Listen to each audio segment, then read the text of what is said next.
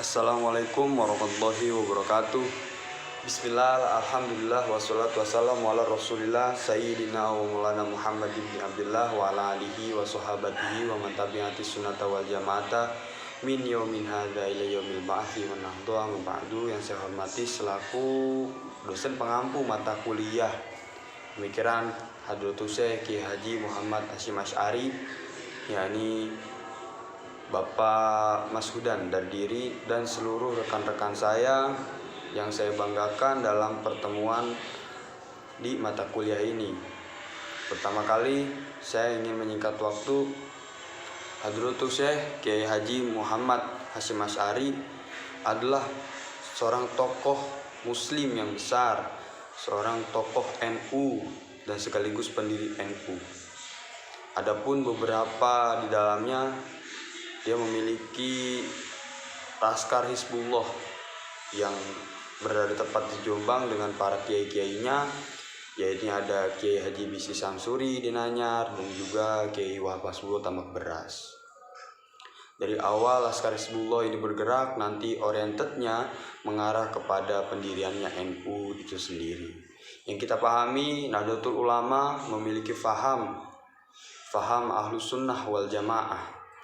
Dalam kitab Ar-Risalah Aswaja atau kita kenal karangan Nahdlatus Syekh, yaitu Risalah Al-Sunnah wal Jamaah, dijelaskan bahwa memiliki tauhid dari Abu Hasan Al-Asy'ari dan Imam Maturidi, Abu Mansur Al-Maturidi.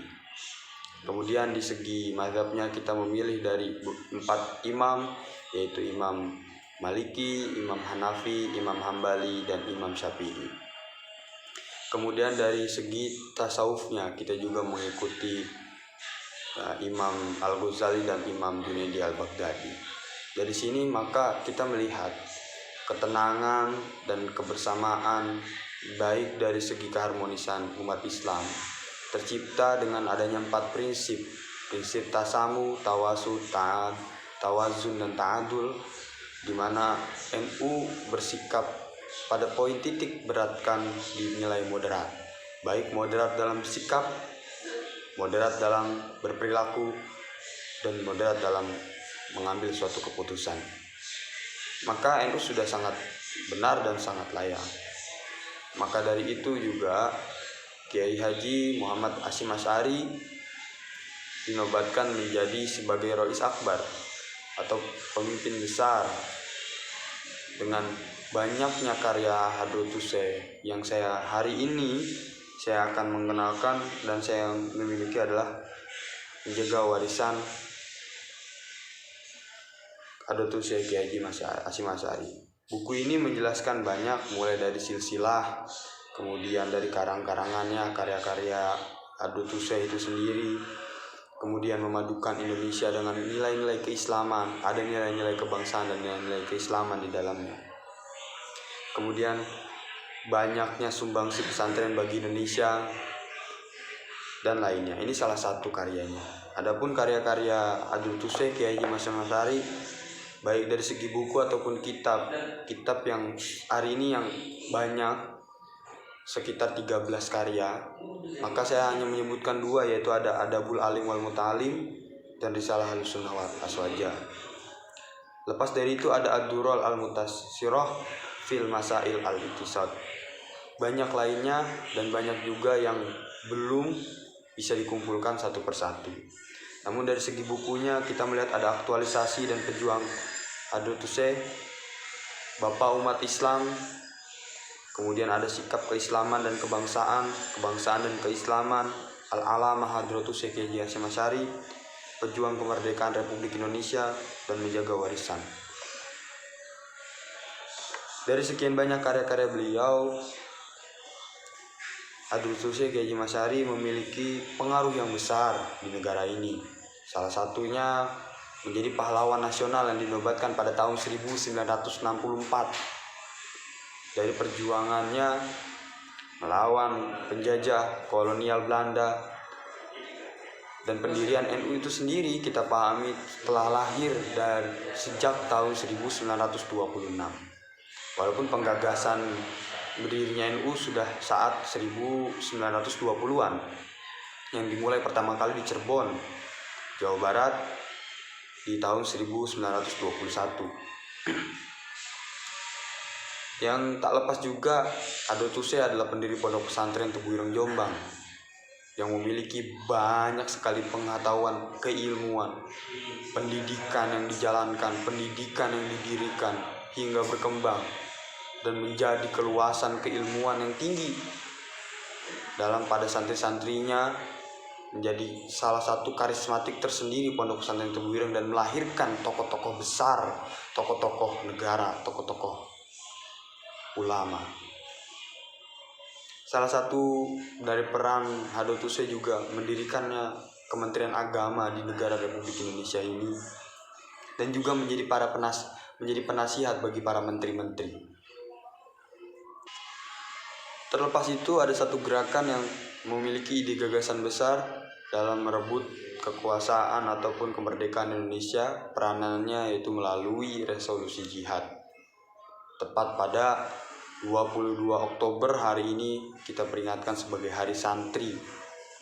Itu adalah bentuk apresiasi dari pemerintah terhadap perjuangan dan penegakan kemerdekaan di Indonesia tercinta ini. Baik, selanjutnya terkait pendirian NU itu sendiri, bermula adanya keresahan dari kelompok Muslim tradisional dan kelompok Muslim modernis. Di mana yang dimaksud modern di sini banyak ada munculnya Al-Irsyad dan Al-Muhammadiyah. Maka dari situ terbentuknya Kongres Islam pertama di Cirebon tahun 1921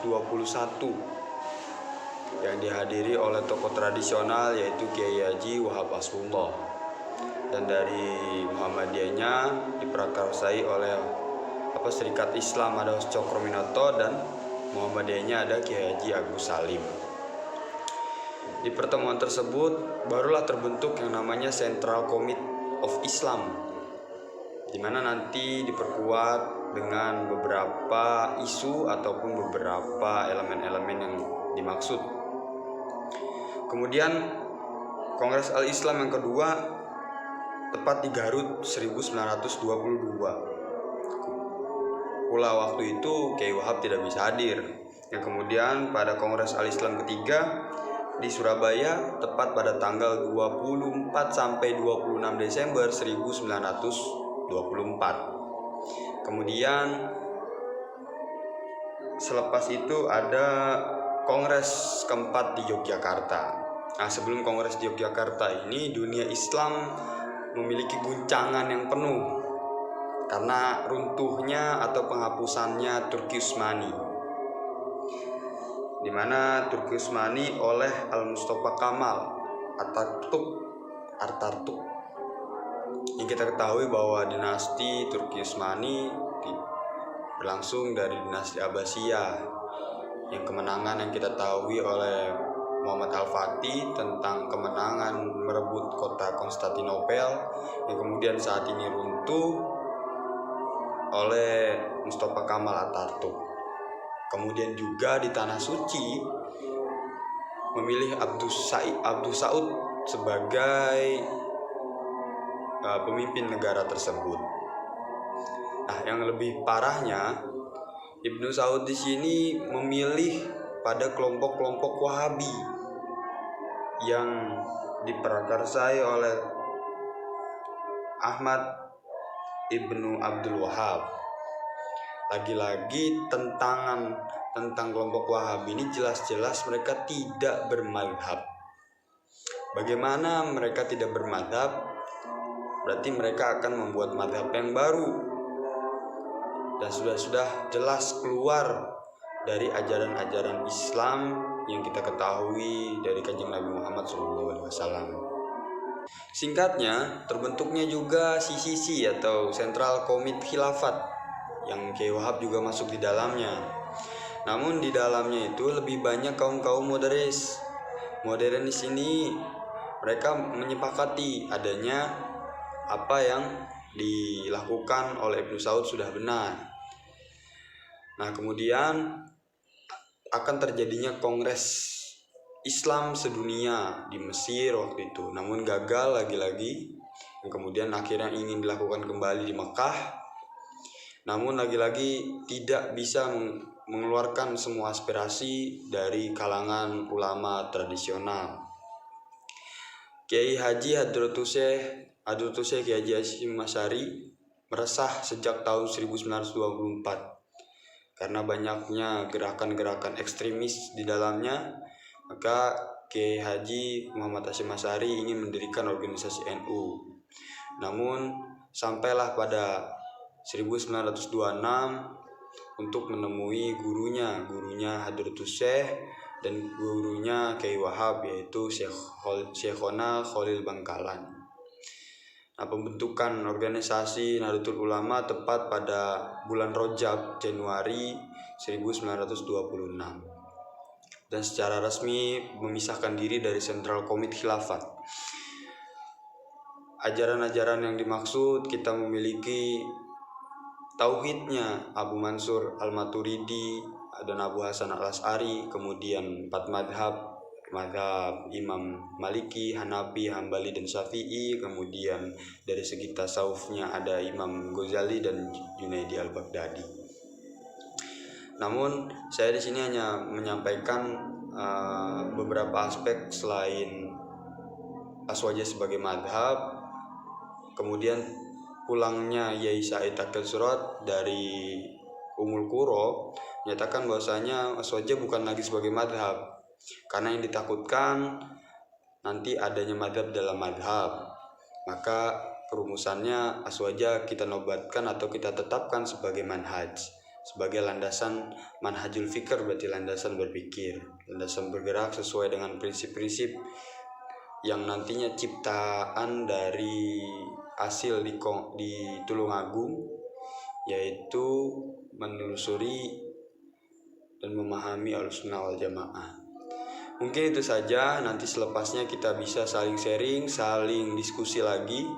Tidak banyak kata yang saya bisa sampaikan, saya sekiankan. Wallahul muwaffiq ila aqwamit thoriq. Assalamualaikum warahmatullahi wabarakatuh.